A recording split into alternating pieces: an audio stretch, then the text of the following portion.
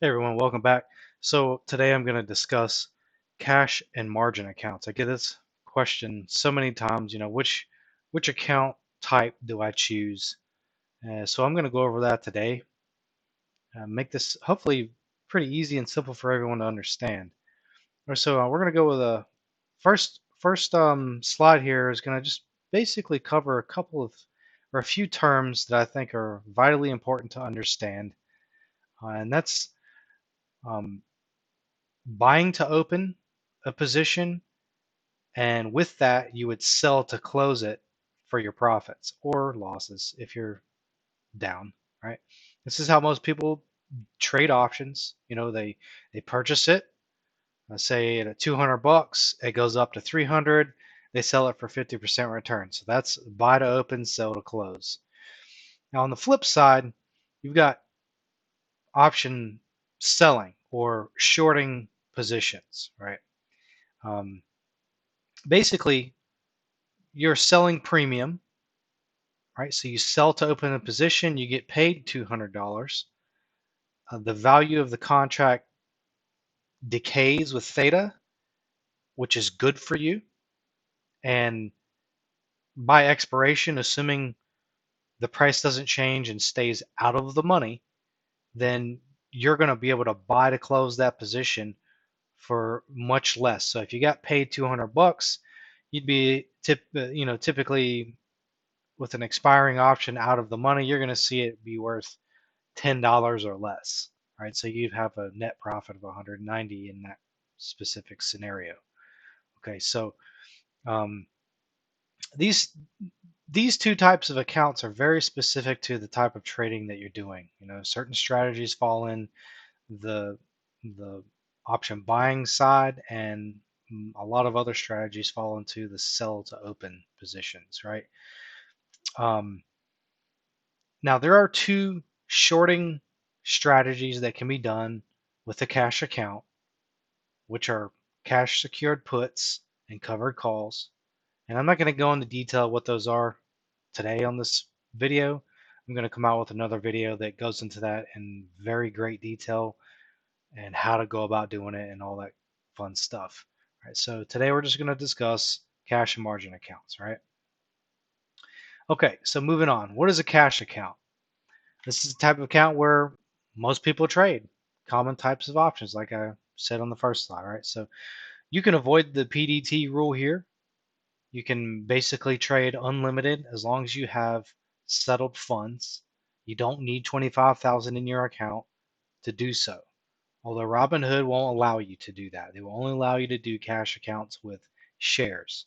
So if you're using Robinhood, please get off of that. And also watch my video on why I think Robinhood is trash. I'm going to put that in the description for you guys to see, in case you're curious or interested. I would only recommend trading settled funds. A lot of brokers out there probably won't even let you trade unless your funds are settled, right? I think TDA maybe will let you do it. I'm not totally sure. I don't use cash accounts except for my retirement stuff, and I don't plan on trading unsettled funds over there anyways. Never tried it. But you can buy naked calls and puts in a cash account. You can get cash secured puts and covered calls, right? You do need to apply for options when opening any type of account, right? You don't just automatically get it. And when you do open an account, you kind of they're going to ask you questions, and if you don't answer them the way they want them answered, then they're probably going to deny you, right? So make sure that you're prepared for that.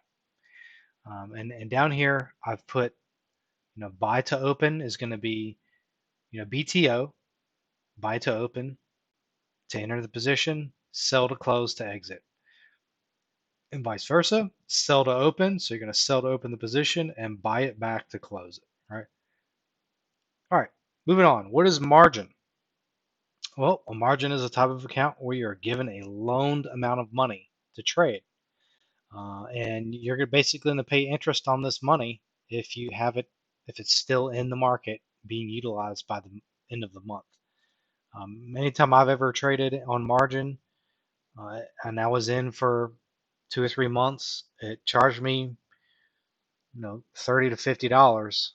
And I guess it depends on how much cash you're actually using. At the time, I think I was using three to 5,000. So it makes sense, $30 to $50. So do the math. You can figure out what the percentage interest is. With margin though, you can only trade spreads here, multi-leg strategies, right?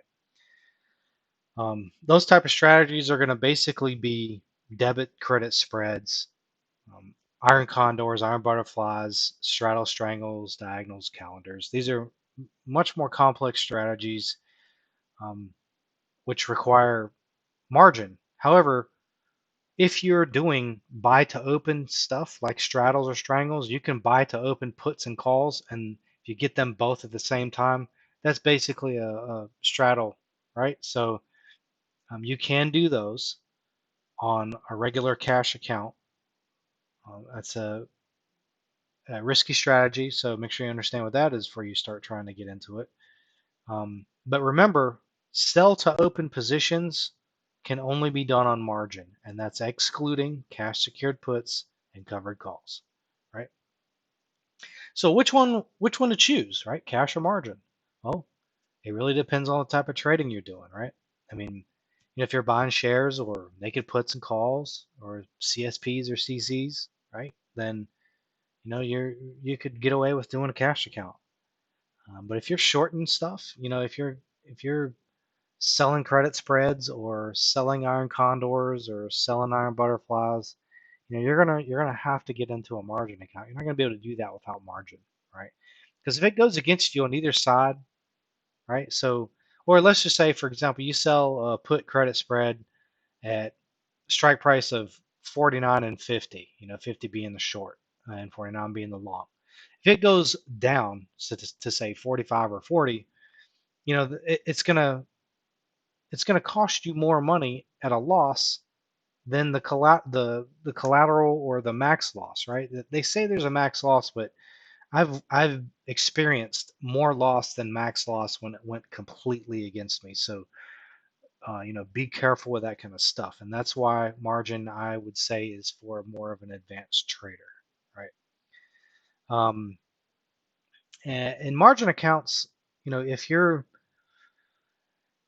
shorting positions and large positions or very extreme and highly utilized positions, such as an iron butterfly, if it goes against you, it could be a big loss. Or if you're selling just naked calls or puts without cash to cover, instead you have margin, then you could be looking at major losses if you aren't careful. So what happens when you're at a major loss? For example, let's say you're down $5,000, but your margin's only 3,500 or 4,000.